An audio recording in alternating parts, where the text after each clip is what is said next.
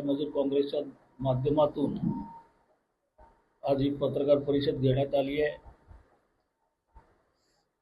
आपण सर्व पत्रकार, सन्मान्य पत्रकार,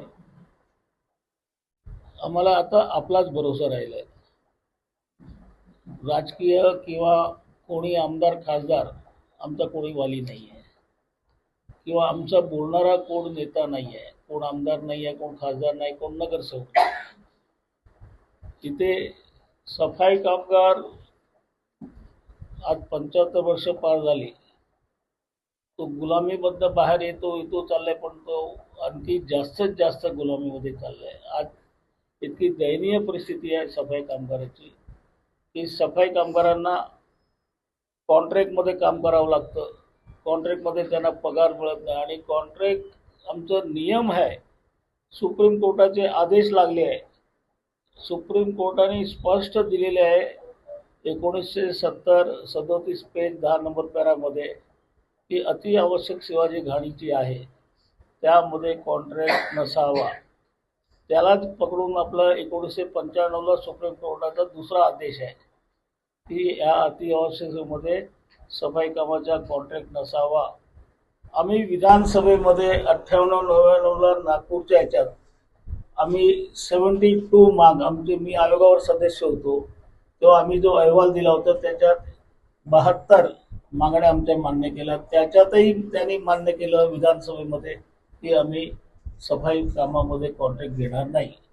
आणि आता सुप्रीम कोर्टाने आता ॲक्ट बनवलं, मॅन्युअल एक्सपेंडिचर ॲक्ट, त्यामध्ये ते एकदम स्पष्ट लिहिलेलं आहे ॲक्टमध्ये, सफाई काम अति आवश्यक सेवा असल्यामुळे ह्याच्यात ठेकेदारी द्यायची नाही। हे सगळं कायदे आमचे असताना केंद्रापासून महाराष्ट्र सरकार आज ठेकेदार कॉन्ट्रॅक्टचं राज चाललेलं आहे। आज ते त्यांचे सगळे लाडके कॉन्ट्रॅक्टर झालेले आहे। ह्या आमच्या सरकारने महाराष्ट्राच्या 9 कॉन्ट्रॅक्टर नेमले, करोडोपती कॉन्ट्रॅक्टर, आणि त्यांना एकाला महाराष्ट्राचे सफाईचे काम देऊन टाकलं, एकाला क्लेरिकल स्टाफ देऊन टाकलेलं, एकाला बांधकामचं काम देऊन, अशा 9 लोकांना ते नेमलं आहे। तर हा आमचा इतका ॲक्ट असताना आम्ही वारंवार शासनाकडे आंदोलन, मोर्चे किंवा आम्ही बैठका घेऊ, त्यांचे आश्वासनच होत असतात, आश्वासन दिले जातात, पण आश्वासन पुढे ते इम्प्लिमेंट होत नाही आहे।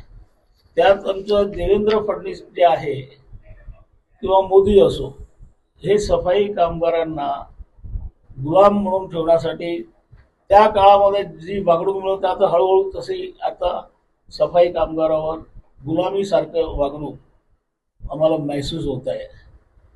कारण त्यांनी आता GR काढला, GR आमचा आज 40-45 वर्ष गुणागोपाळाने इतकं चांगलं होतं। आमचे मेहतर वाल्मिकी समाज ही बहुसंख्यक पुऱ्या देशात असल्यामुळे महाराष्ट्रामध्ये जेव्हा लाडपागे निर्माण करण्याच्या वेळी अभ्यास समिती नेमली, त्या अभ्यासामध्ये मेहतर वाल्मिकी समाज जे डोक्यावर मैला उचलणारे हे 1 नंबरवर बहुसंख्यक असल्यामुळे आम्ही त्याचं नाव दिलं मेहतर वाल्मिकीचं।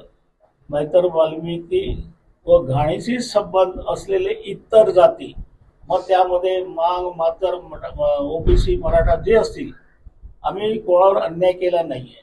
येत्या कालावधीमध्ये अधिवेशन नागपूर सत्रामध्ये होणार आहे, सगळे नेते मंडळी महाराष्ट्र शासन दरबार इथे लागणार आहे। अशा परिस्थितीत सफाई कामगारांच्या समस्याकरिता आणि त्यांच्या विषयाबाबत रीतसर माहिती आपल्या माध्यमातून या शहरापर्यंत पोहोचावी अशी अपेक्षा घेऊन आजची पत्रकार परिषद आयोजित केली।